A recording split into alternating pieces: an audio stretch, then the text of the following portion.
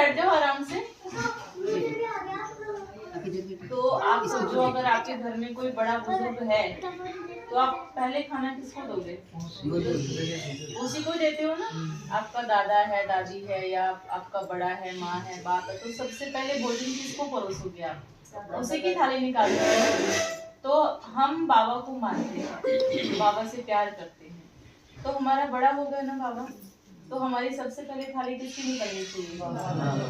क्या निकलती है जी माँ? है क्या थाली निकलती है बाबा की सबसे पहले? अगर हर एक के घर में निकलती है तो बहुत अच्छी बात है, पर लेकिन नहीं निकलती है, आप नहीं भोग लगाते हो, तो फिर ये गलत बात है। इससे हम अपने बड़ों का डिसरिगार्ड करते हैं। ठीक है, शाम को फिर किस ड्राई फ्रूट का लगा सकते? आप किसी चीज का लगा दो, फ्रूट का लगा दो, ड्राई फ्रूट का लगा दो, एक चिल्ला बना के लगा दो, बस हो गया। हाँ, थोड़ा बेसन घोल दिया, कुछ भी भोग लगाओ। शाम को नहीं लगाओ। शाम को खुद खाते हो? जो खाते हो ना। वो होना चाहिए। जैसे आपके घर में फ्रूट आया है, तो सबसे पहले बाबा को भोग लगाओ। वो तो करते हैं। ये भोग कोई ऐसा नहीं कि भगवान निराकार है वो खा लेगा, नहीं, ये हमारी रिस्पेक्ट है, वो हमारी वासना लेता है, खुशबू लेता है, और हमारे दिल का प्रेम देखता है कि इनके अंदर मेरे प्रति कितना रिगार्ड है, कितना प्रेम है। तो वो प्रेम हमें दिखना चाहिए कि बाबा के प्रति हमारा। और ऐसा नहीं अभी मैं बोल रही हूँ कि आपको भोग लगाना है, नहीं, अपने आप को अंतर मन से आना चाहिए। आपको ये अंतर आत्मा से आवाज आनी चाहिए कि मेरा बाबा भूखा है, भोग लगाना है मेरे बाबा को। जैसे मान लीजिए अभी हमारा ये जो ठाकुर जी का चलता है ना, श्री कृष्ण का, लड्डू गोपाल का जो चल रहा है, वो देखो कितने अच्छे अच्छे पकवान बना के भोग लगाते हैं उनको, हाँ, तो देखो उनकी भावना है ना, उनकी खुशबू है ना, हमको भोग लगाते हैं, कितना प्यार से उनको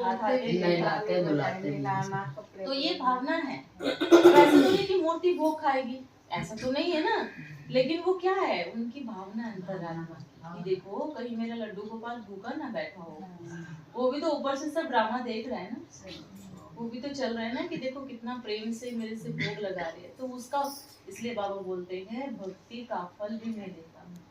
अब आप तो ज्ञान मार्ग में हो, आप तो बच्चे बन गए हो, तब हमें क्या करना चाहिए? सोचिए, बहुत ज्यादा करना चाहिए, तब तो हमारा प्रेम बाबा से बहुत, तब तो और कम हो गया है, तब तो और कम हो गया ना। सही है कि हम तो ज्ञानी हैं, क्या होता है ना, हाँ, भक्ति मार्ग नहीं करना है, तो ज्ञान जो है ना, ज्ञान ये ओवर हो जाता है, इसलिए हमारा कम हो जाता है।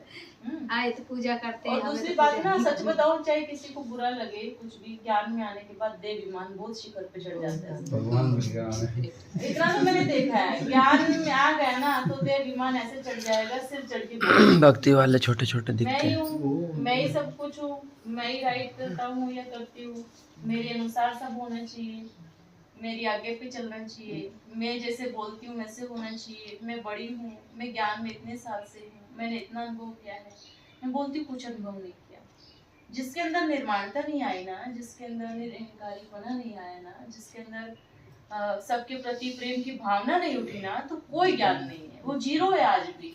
वो 1 साल के आने वाले से भी पीछे है वो व्यक्ति, चाहे कोई भी हो। आपकी निर्माणता, आपका प्रेम भाव, आपकी भावना बाबा के प्रति प्रेम कहाँ गया? वो सब जब शुरू में ज्ञान में चले तो कितना नशा था, वो कहाँ गया?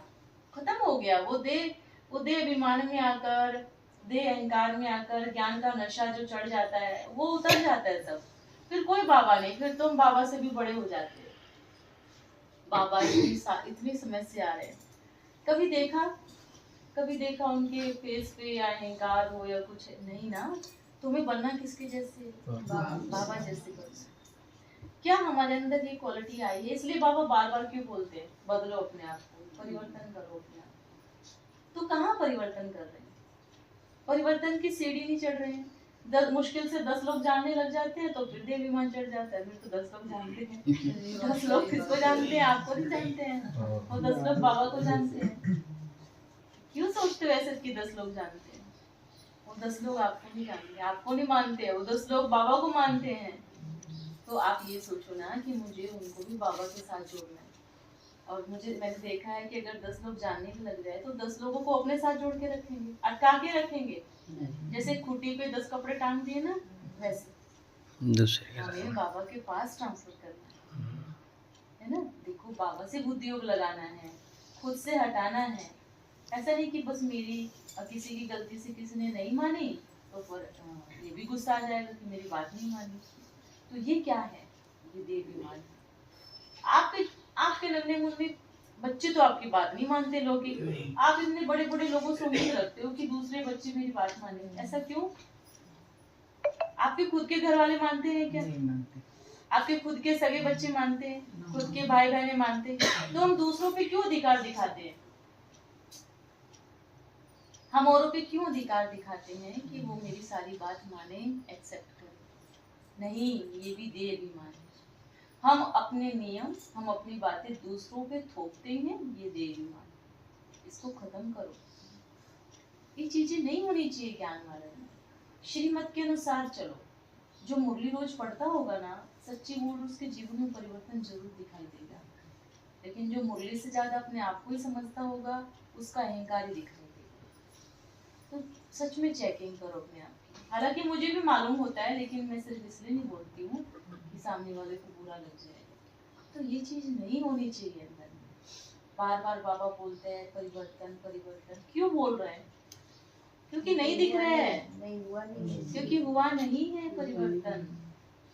हाँ, तो इसको चेंजेस करें। और आप तो इतनी बारी बाबा से मिल चुके हो, बार बार मिलते हो, हर जगह पहुंच जाते हो, तो कहाँ परिवर्तन है?